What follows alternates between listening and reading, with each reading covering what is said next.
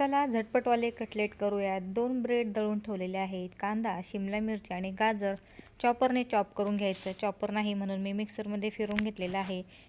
हिरव्या चटणीसाठी थोडीशी कोथिंबीर, 2 हिरव्या मिरच्या, अद्रकचा तुकडा, 2 ब्रेड, थोडीशी शेव आणि थोडासा बर्फ टाकून चटणी बनवून घेतलेली आहे। आता ब्रेडच्या पुड्यामधील जे ब्रेड कोणी खात नाही ते ब्रेड, 3 उकडलेले बटाटे, 2 चमचे तांदूळचं पीठ, लाल मिरची, धना पावडर, थोडीशी मिरी पूड, चवीनुसार मीठ टाकून कटलेट वळून घेतले आणि जे ब्रेड दळून घेतले होते ते ब्रेड क्रम्स या कटलेटला लावून घेतले। आता ट्रे खराब होऊ नये म्हणून याच्यामध्ये बटर पेपर टाकला। ओव्हन प्रीहीट करून घेतलेला आहे। 180 डिग्री सेल्सिअसवरती अर्धा तास कटलेटला बेक करून घेतलं। हेच कटलेट जर तेलामध्ये डीप फ्राय केले तर खूपच कुरकुरीत होतील।